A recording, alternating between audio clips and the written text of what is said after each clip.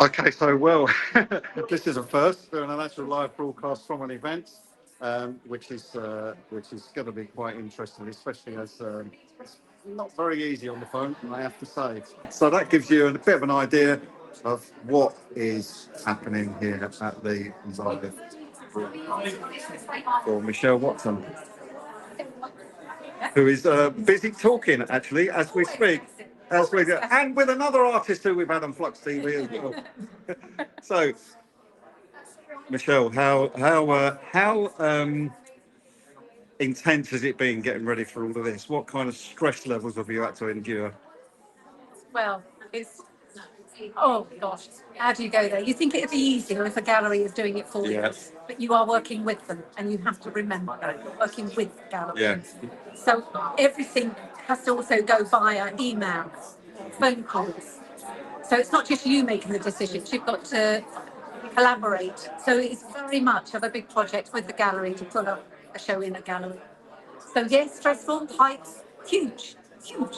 It's almost like doing, when you're intensely engaging with a painting, you're doing that with the gallery on a long-term basis. And I find all of it has been good stress, but good stress. Because once you get to this point, you actually feel like it's all worth it, you know? So have you got some new work that we've not seen before? Probably. Okay, that's a good place to start. Yeah, that's a difficult one, probably. Yeah. Yeah. I think most of them are. Well, I think so because some of the small ones, even behind here, I don't actually recognise these. I have to say the lighting is fantastic in here as well. They're glowing, aren't they? Yeah, they are absolutely superb. That's why you come to a gallery. That again, let's really look how this is set up. And the framing, some of them are framed as well. I can see that too. Yeah. So these ones down on the right hand side that are framed, they are different, aren't they? They are. Yeah. I find when I go smaller, you can't engage with the canvas on the same level as when you're working big. Right. When I'm working bigger, I'm physically working on the canvas as well. When it goes smaller, it's this area in front of you, and you're tempted to actually put in so much more detail and keep it more refined, which again isn't a bad thing. It's just different. Yeah. So for me, I find the engagement with different sizes gets a different. It produces different work. Yeah. Which I'm fine with. So I did ask one lady down the end. Oh yeah. Are you a model? Oh, to be honest, she went, I don't know how to take that, which was really quite funny. She's one of your really good friends. their friends. Yeah, well, she is, and I know because I know we spoke before that you had said that. Yeah. That's why I asked her because she is a friend. Yeah, she is. So, however, she thought I was just being rude. So anyway, that's all good. So again, this is interesting looking at these pictures, and I think what we can do is just give people an idea of size because this is your work. I mean, I will turn the camera around again. I mean, I can tell you the dimensions because that's something that's ingrained in my head. Get the camera around and give you an idea here of me standing in front of this one. You can see just how big that is. So just tell me what sort of size is that?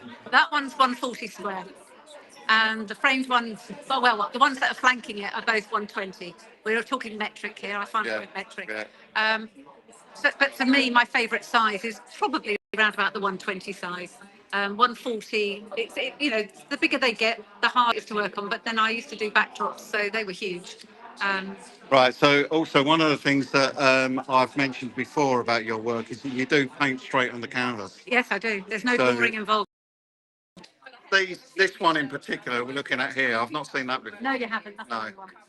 There's the one on the left. Right. So Actually, all down the same. right. So what is different about that? What's different about that is here. If we come in a little bit closer, you can see that there is this element of it which doesn't really appear in anything else. So why? What's that? It depends on what research I'm doing at the time. I mean, if you can see my studio walls, they are covered in everything from age spots to thread veins to varicose veins to stretch marks, everything. Right. My walls are covered.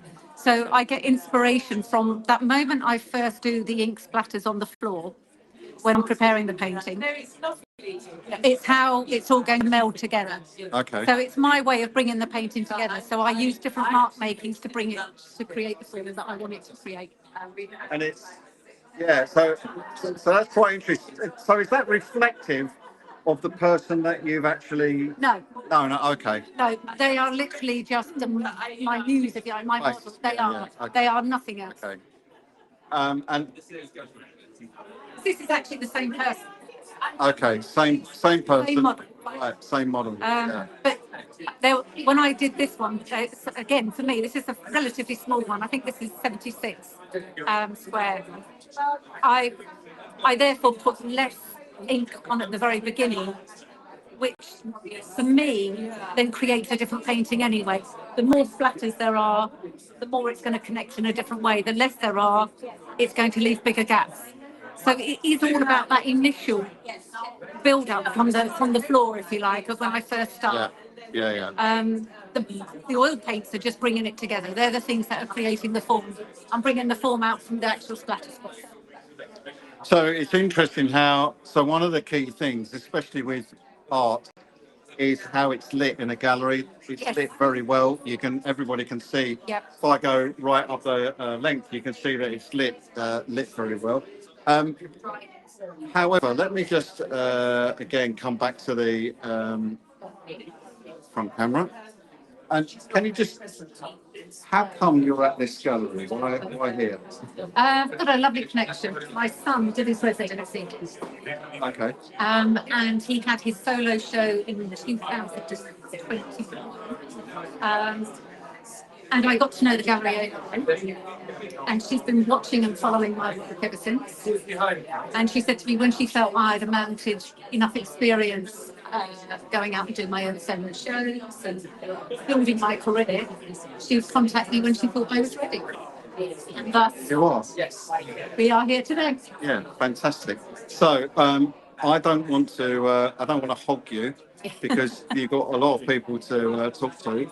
But what I will do is I'll go and find the curator if she will talk to me, and we'll try it. Yeah, we'll just round out on the right, see how we go. Tell me, how have you found actually curating Michelle's work? It was really pleasant exercise. Yeah. Actually, it was really difficult to narrow down from the selections you submitted us first. It's a shame we don't have bigger gallery. Yeah. Yeah. But I think this selection is amazing representation of her skills, her talent, her way of seeing female's beauty. Mm. It's just like a celebration of female's beauty. So when you are curating an exhibition like this, how do you decide on your artists? On artists, it's based on the intuition. It's based on Intuition. intuition. Ah, Sometimes cool. I feel is the artist is good enough. Yeah, The artist or someone who is submitting is not artist yet. yeah. That makes sense. I'm gonna just swap the camera back to the front camera so I can come down and we can talk properly. Might hear us a bit better. So, especially when you're looking, you obviously don't kind of look for similar art. You look whatever it is that your intuition thinks. You know what? This is going to be a good exhibition. Yeah, we have variety of artists, painters, sculptors. We don't have artists with a specific style, No. but it's just what makes good art good art. Yeah, very good. Right, well, there you go. That wasn't painful, was it? No, it wasn't. No, it wasn't painful. That's fantastic. Thank you very much. Thank you. Well, so, would you like to introduce yourself? I would. My name's Neil. I've got the privilege of being the husband of the artist who's hosting this event tonight. So, She's my boss. now, this is a genuine question because I know how my wife is about me and art and doing these kind of events. How do you feel about what Michelle does? What's your feeling? Because I know I couldn't do it. Just start there. I'm an engineer. Yeah. I appreciate art.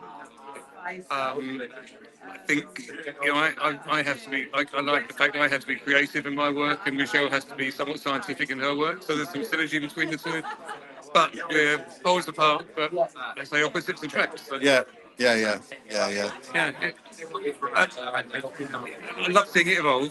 I look back. I was talking to somebody earlier this evening, and I look back at some of the work that Michelle created 10 years ago. John was asking me how it's evolved over the years. Do I see it evolving? Yeah, absolutely, it's evolved. And you can see here tonight, it's our latest work. Yeah. It's phenomenal. Brilliant. And how do you deal with the levels of stress that is created in Michelle? Well, we both work from home, and sometimes we can go a whole day without talking to each other because I can understand that. I can relate to that. we both need space, and we both have highs and lows. And if one's on a high, one's on a low, it works. If you're both on a high, it's crazy. If you're both on a low, it's a disaster. Yeah. That's fair comment. Yeah. It's difficult. It's difficult working from home. Yeah. Not having somewhere to go. It's space. Yeah. So here we have an absolute stalwart of flux, and that's Keith. Keith, Good evening. how are you, Keith? I'm very well, thank you. How are you, sir? Good. Are you looking forward to Flux in the summer? I can't wait. Good.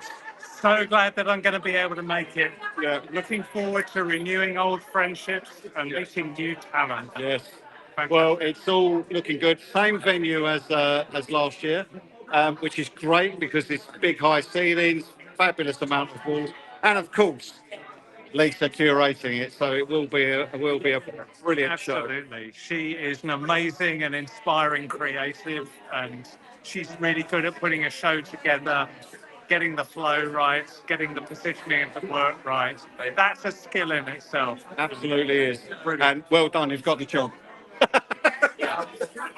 I'll be there. I know you will. I know you will indeed. I interviewed you not so long ago. You've made the trip to come up and see Michelle's work. Yeah. What are you thinking of the gallery? I think it looks stunning. Yeah. The actual, the lighting, the way the the works are hung, the lighting, it looks absolutely amazing. Walking in, you'd almost think they were light boxes, Yeah. but they just work so well. I mean, I love his work anyway, so I'm just really pleased that it's just as a body of work. It's fantastic. Really, really good. Brilliant. Come and check it out. So I'm going to probably time to cut this short because I can't stand here holding my phone for the next hour, I'll be honest. However, this exhibition is on the